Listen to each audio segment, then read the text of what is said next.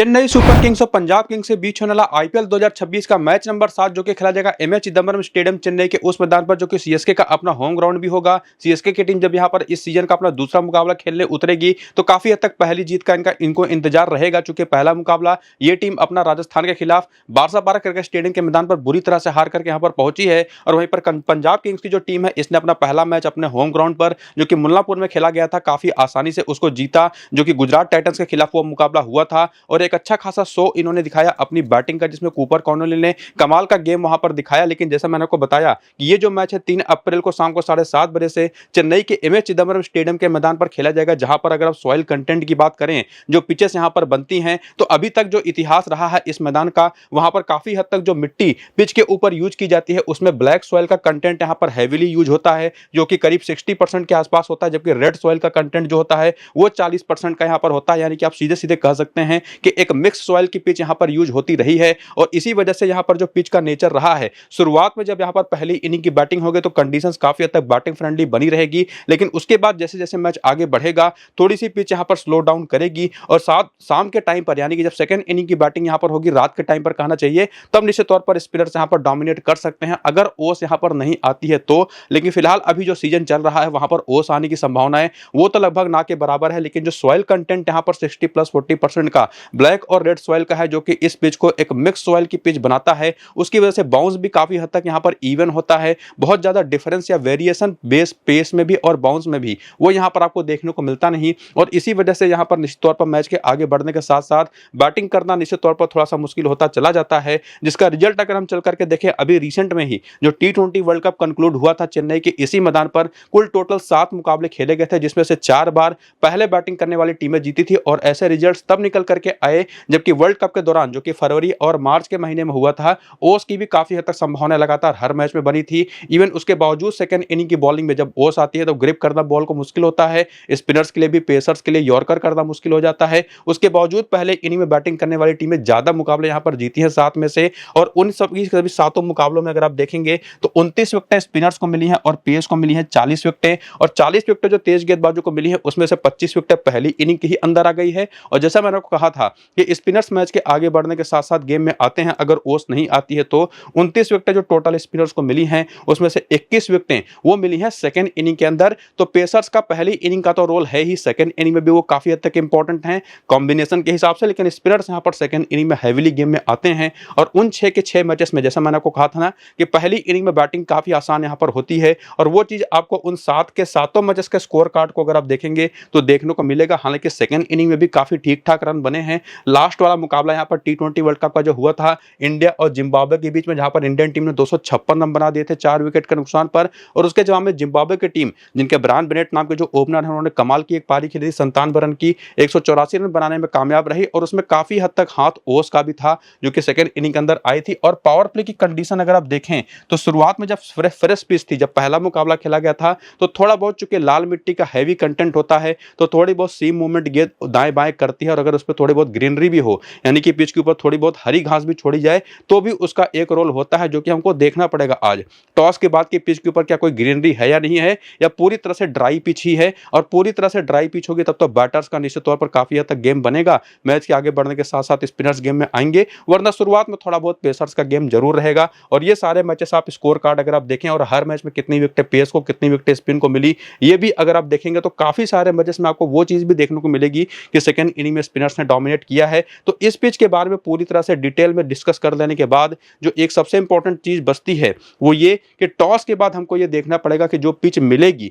वो mix soil की होगी। ये तो काफी हद तक क्लियर है, लेकिन उस पर घास है या नहीं है, और है भी तो वो ग्रीन ग्रास है या डेड ग्रास छोड़ी गई है, वो देखना काफी जरूरी होगा। या इवन पूरी तरह से फ्लैट पिच है, घास नाम की कोई चीज है नहीं, उस पर काफी सारी चीजें डिपेंड करेंगी कि कैसा पिच रिपोर्ट होगा और उसके हिसाब से कैसी टीम बनेगी। तो जो भी वो पिच की इंफॉर्मेशन होगी वो, और प्लस उसके बेसिस पर जो मेरी अपनी फाइनल टीम बनेगी वो भी टेलीग्राम और व्हाट्सएप चैनल पर मैं आपको प्रोवाइड कराऊंगा टॉस के बाद। तो टेलीग्राम और व्हाट्सएप चैनल को जाकर के आपको ज्वाइन कर लेना है। नीचे इसी वीडियो के डिस्क्रिप्शन में भी और कमेंट बॉक्स में जो पिन किया हुआ कमेंट है वहां पर भी लिंक आपको देखने को मिल जाएगा टेलीग्राम और व्हाट्सएप चैनल का, जाकर के उसको क्लिक करके ज्वाइन जरूर कर लीजिए। फिलहाल आगे आइए बात करते हैं पंजाब किंग्स की टीम का, जिनका प्लेइंग 11 और बैटिंग ऑर्डर जो पिछले वाले मैच में खेला था वो आपके सामने है। और ये भी बता दूं कि कुल टोटल मिला करके 31 मैचेस, पहले किंग्स 11 पंजाब के नाम से टीम जानी जाती थी, अभी पंजाब किंग्स के नाम से जानी जाती रहती है। तो टोटल 31 मैचेस इन दोनों टीमों के बीच आपस में हो चुके हैं आईपीएल के इतिहास में, लेकिन उसमें 17 मैचेस जीती है चेन्नई की टीम, लेकिन ये टीम भी 14 मैचेस जीत करके निश्चित तौर पर गेम में तो बनी रही है हमेशा से। तो ये जो प्लेइंग 11 और बैटिंग ऑर्डर आप देख पा रहे हैं जो पिछले मैच में खेली थी, कुल टोटल इसके अलावा जो बेंच इनके पास है उसको भी अगर देखते चलें तो केवल 5 ही बॉलर इस टीम ने पिछले वाले मैच में यूज किए, 4-4 ओवर पांचों ने करे। हालांकि अर्शदीप थोड़े से वेवर्ड रहे, लेकिन ये तो कंफर्म है कि अर्शदीप सिंह आपको 2 ओवर पावर प्ले का, 2 ओवर डेथ का करते दिखाई पड़ेंगे, जो कि पिछले मैच में इन्होंने किया। और वहीं पर जेवियर बार्टलेट भी 1 ओवर पावर प्ले इन्होंने किया, 2 ओवर मिडिल में किया और 1 ओवर डेथ में किया, और ये इसी तरीके के बॉलर हैं भी। और उसके बाद मार्को एंसन भी पावर प्ले में 2 ओवर, 1 मिडिल में 1 डेथ में करते दिखाई पड़े, जबकि विजय कुमार वैशाख जो स्लोअर वंस नकल बॉलिंग करने के लिए फेमस हैं, कमाल की बॉलिंग पिछले वाले मैच में इन्होंने करी। वो मुल्लापुर की पिच जहां पर गेंद थोड़ी सी फंस करके बल्ले पर आती, स्पेसिफिकली स्लोअर वंस, वहां पर उन्होंने पिच का पूरा फायदा उठाया, 3 विकेट लेकर गए, 5वां, 7वां, 14वां और 19वां ओवर इन्होंने किया। और उसमें युजवेंद्र चहल ये तो निश्चित तौर पर मास्टर बॉलर हैं ही, पहले शुभमन गिल को और उसके बाद एक और विकेट लेकर के टोटल 4 ओवर में 2 विकेट लेकर के गए, और उसमें 1 ओवर इन्होंने डेथ में भी किया। तो ये पूरी बॉलिंग परफॉर्मेंस रही पिछले मैच में, जो ओवर मिला या उनका जो रोल रहेगा बॉलर्स का। बाकी करियर के आंकड़े अगर आप देखना चाहें तो देख सकते हैं,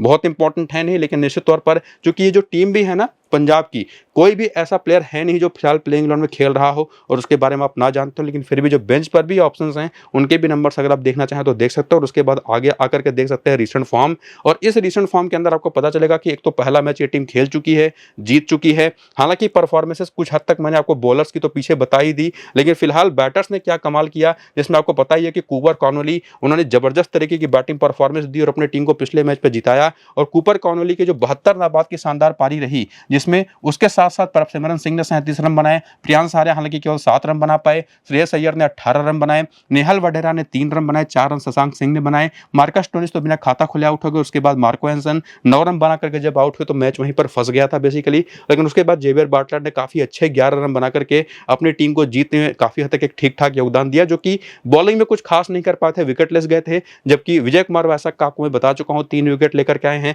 चहल ने पिछले मैच पे 2 विकेट लिए, अर्शदीप सिंह की तो अच्छी खासी पिटाई भी हुई, और आखिरी ओवर तो उन्होंने लगभग 2 ओवर का कर दिया था, वाइड पर वाइड फेंक रहे थे, बिल्कुल भी लाइन और लेंथ इनका बन नहीं रहा था। लेकिन अर्शदीप सिंह एक ऐसे बॉलर हैं जिनको कैसे भी ये फॉर्म में हो अगले मैच में वापसी करने के लिए जाने जाते हैं, और इनको ड्रॉप करना अपनी टीम से निश्चित तौर पर वो एक तरह का बड़ा रिस्क होता है। तो निश्चित तौर पर युजवेंद्र चहल और विजय कुमार वैशाख ने जैसी बॉलिंग पिछले मैच में की, और मार्को एंसन की अपनी जो ओवरऑल यूटिलिटी है और जो अपना टैलेंट है, उसके दम पर आप इन तीनों बॉलरों को तो निश्चित तौर पर कतई नहीं ड्रॉप कर सकते। और बैटिंग में भी निश्चित तौर पर कूपर कॉर्नली और श्रेयस अय्यर 2 ऐसे भरोसेमंद नाम इस टीम के अंदर हैं जो कि ड्रॉप नहीं किए जा सकते। हालांकि श्रेयस अय्यर को पिछले मैच पे चोट लगी थी, मुझे लगता है खेलेंगे क्योंकि फील्डिंग तो कर ही रहे थे फिलहाल, लेकिन निश्चित तौर पर इन दोनों को तो आप ड्रॉप अप करना बनता है नहीं। तो ये 5 तो बेस्ट ऑप्शन है जो कि आपकी टीम में सीधे आते हैं, लेकिन उसी में एक नाम अर्शदीप का होगा, जेवियर बार्टलेट का होगा, इवन मार्कस स्टोनिस जिन्होंने पिछले मैच बॉलिंग की नहीं, अब ये इस मैच में कितनी बॉलिंग करेंगे कुछ पता नहीं है, जरूरत पड़ने पर ही वो चीज यूज की जाएगी। बाकी इवन प्रभसिमरन भी हैं, प्रियांश आर्या भी हैं, तो क्या इनमें से कोई छठा प्लेयर भी अपनी टीम में आप लेके जा सकते हैं या नहीं, वही हम जानने की कोशिश करेंगे आगे वीडियो के अंदर, जहां पर सबसे पहले हम देखेंगे हेड टू हेड के आंकड़े चेन्नई के खिलाफ पंजाब के इन प्लेयर्स की परफॉर्मेंस, जिसमें प्रियांश आर्या काफी आगे निकल जाते हैं, 2 मैच में 126 रन है और साथ ही साथ 63 का एवरेज है, जबकि प्रभसिमरन सिंह के 5 मैच बैटिंग एवरेज 27 का है, कूपर कॉर्नली खेले नहीं है लेकिन 28 के एवरेज श्रेयस अय्यर का भी है, शशांक सिंह के आंकड़े काफी अच्छे हैं, मार्कस स्टोनिस के भी 9 मैच में केवल 220 रन है, विकेट भी केवल 1 है, और उसके बाद मार्को एंसन के आंकड़े बड़े पुअर है, 5 मैच केवल 3 विकेट है। लेकिन एक बात ध्यान रखिएगा, ये फिलहाल अब जो चेन्नई सुपर किंग्स की टीम है उसके जो बैटर्स हैं टॉप ऑर्डर पर, अभी पिछले मैच भी राजस्थान के खिलाफ देखने को मिला था कि बाएं हाथ की तेज गेंदबाजी उनसे बिल्कुल नहीं खेली जा रही थी, और वो चीज निश्चित तौर पर काम आएगी मार्को एंसन की। तो सिर्फ आंकड़ों पर नहीं जाना होता, काफी सारी चीजें लॉजिकली भी आपको अप्लाई करनी होती है, टीमें चेंज होती रहती हैं। जेवियर बार्टलेट तो खेले ही नहीं है, लेकिन अर्शदीप के 9 मैच में 11 विकेट हैं, चहल के 20 मैच 23 विकेट हैं, विजय कुमार वैशाख के 1 मैच में 1 विकेट है, और उसके बाद वेन्यू के भी नंबर्स को मिलाकर के उसके बाद कंक्लूजन निकालें तो इस मैदान पर भी प्रियांश आर्या ने 1 मैच में 23 रन बना रखे, और इस मैदान पर प्रभसिमरन के आंकड़े 36 के एवरेज के साथ दिखाई पड़ते हैं। बाकी श्रेयस अय्यर तो बेहतरीन खेले ही हैं, इवन शशांक और नेहल वडेरा भी यहाँ पर अच्छा काम कर पाए, लेकिन स्टोनिस यहाँ पर भी नहीं चले। लेकिन जब बैटर कमाल किया इन्होंने, 4 मैच में 2 बार तो नॉट आउट ही लौटे हैं, 93 के एवरेज से 187 रन है, और बॉलिंग में वो तो निश्चित तौर पर चहल और अर्शदीप आपको दिखाई पड़ेंगे, बाकी 2 बॉलर खेले नहीं। तो मेरा अपना जो आज के इस मैच का कंक्लूजन होगा, देखिए अब आप इन दोनों ओपनर्स में से किसी एक को लेकर के जा सकते हैं, इवन दोनों को भी लेके जा सकते हैं, अभी डिपेंड करेगा जब आगे हम चेन्नई की टीम को एनालाइज करेंगे और समझेंगे कि उनके तरफ से हमारे पास कितने ऑप्शन है। तो इन दोनों में से किसी एक को मेरे हिसाब से आप लेकर के जाइए। कूपर कॉनली और श्रेयस अय्यर तो बेस्ट ऑप्शन है ही, और बॉलिंग में मार्को एंसन और साथ ही साथ विजय कुमार वैशाख और चहल को तो आपको कतई मिस करना है नहीं। तो 6 तो ऐसे ही ऑप्शन मिल गए। लेकिन अगर आप ओपनर्स पर भरोसा नहीं कर पा रहे, क्योंकि अगर ये शुरुआत में निश्चित तौर पर आउट हो जाएं, ये तो कोई भरोसा नहीं, दोनों के दोनों स्ट्रोक प्लेयर्स हैं, तो पूरी तरह से सेफ गेम खेलना चाहते हैं तो अर्शदीप तो आपकी टीम में बनते ही बनते हैं। इनको ड्रॉप करना निश्चित तौर पर बहुत रिस्क होगा। तो मेरे हिसाब से या तो दोनों ओपनर्स में से कोई एक लेकर के जाइए,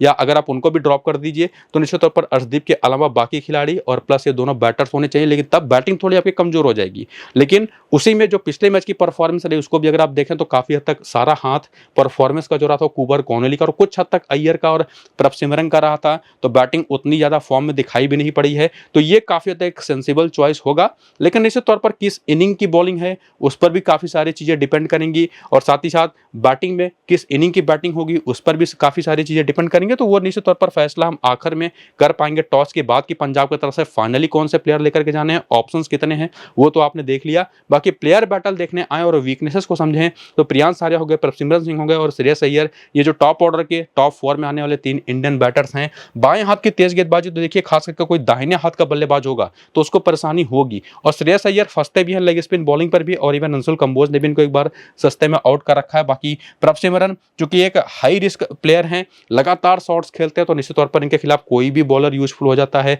और ये जो दोनों टॉप ऑर्डर के बैटर है लेफ्ट आर्म ऑर्थोडॉक्स बॉलिंग पर फंसते हैं। हालांकि ऐसी बॉलिंग सामने की टीम में जो है वो प्लेयर पिछले मैच में खेल नहीं पाया था, प्रशांत वीर, जो कि बैटिंग ऊपर से कोलैप्स हो गए तो सरफराज खान को वो लोग आगे लेकर के आ गए इंपैक्ट सब्स्टिट्यूट, जो कि मुझे नहीं लगता था करना चाहिए था उनको। फिलहाल बाकी जो बॉलर हैं, एक तो लेग स्पिन पर और लेफ्ट आर्म ऑर्थोडॉक्स बॉलिंग पर इनको दिक्कत रही है, और साथ ही साथ प्रियांश आर्या एक लेफ्ट हैंडर है तो उनका